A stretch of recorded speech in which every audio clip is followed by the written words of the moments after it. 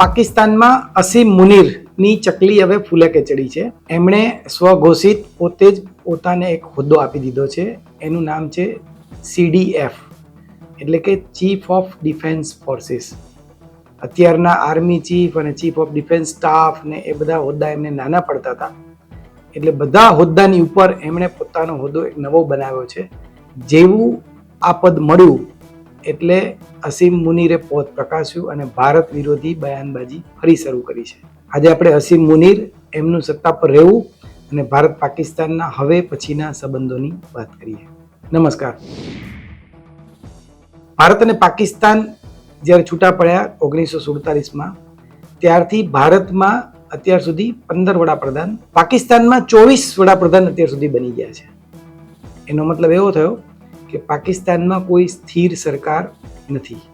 મજાની વાત એ છે કે કોઈ પણ વડાપ્રધાન પાકિસ્તાનમાં અત્યાર સુધી પોતાનો કાર્યકાળ પૂરો નથી કરી શક્યા. આપણે ત્યાં નહેરુ 17 વર્ષ, ઇન્દિરા 11 વર્ષ, મનમોહનસિંહ 10 વર્ષ અને નરેન્દ્ર મોદી 11 વર્ષથી શાસનમાં છે.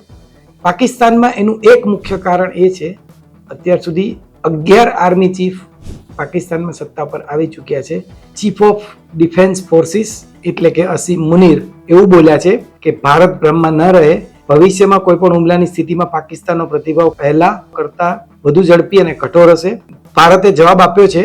વિદેશ મંત્રી એવું કહ્યું છે કે પાકિસ્તાનમાં જે થઈ રહ્યું છે તે 80 વર્ષના ઇતિહાસનું પ્રતિબિંબ છે. અસીમ મુનીરનો એક ઇતિહાસ જોઈએ જે અત્યારના પાકિસ્તાનનો અઘોષિત બાદશાહ કહી શકાય. પાકના પહેલા હાફિઝે કુરાન આર્મી ચીફ, ISI અને MI ના વડા રહી ચૂક્યા છે. ઇમરાન ખાને ISI ચીફના પદેથી હટાવ્યા હતા. ભારત સામે ઘર્ષણ થયા પછી ફિલ્ડ માર્શલ બન્યા. બંધારણમાં સુધારો કરાવીને હવે CDF પણ બની ગયા છે. જો કે એક ઇન્ટરેસ્ટિંગ વાત પાકિસ્તાનની અંદરની વાત એવી છે કે પાકિસ્તાનની ઇલાઇટ PMA લોંગ કોર્સથી એ નથી આવતા, એટલે ઓફિસર ટ્રેનિંગમાંથી આવે છે. એટલે અસલી પાકિસ્તાની જે સોલ્જર્સ છે એ અસીમ મુનીરને આમ તો પસંદ નથી કરતા.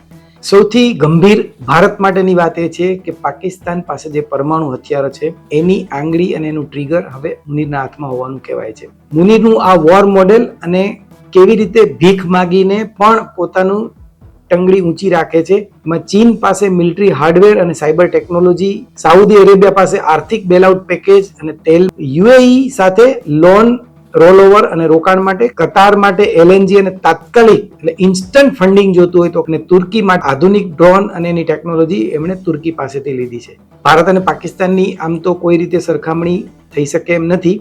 મિલિટરી રેન્કિંગ ભારતનું વર્લ્ડમાં 4 નંબર છે, પાકિસ્તાનનું 12 નંબર છે. ડિફેન્સ બજેટ આપણા કરતા 10મા ભાગનું છે. એક્ટિવ સૈનિક ભારત પાસે 14.5 લાખ છે, પાકિસ્તાન પાસે 6.5 લાખ છે. ન્યુક્લિયર વેપન લગભગ બંને પાસે સરખા હોવાનો દાવો છે. પેન્ટાગોનના એક પૂર્વ અધિકારી માઇકલ રૂબીને અસીમ મુનીરને સૂટમાં સજ્જ બિન લાદેન કહ્યા છે. આ અગાઉ આપણે વાત કરી ચૂક્યા છીએ. એ એટલા માટે કારણ કે બિન લાદેન જેવી કટ્ટર માનસિકતા એ ધરાવે છે અને પાકિસ્તાનની આર્મીનો ડ્રેસ એમણે પહેરેલો છે.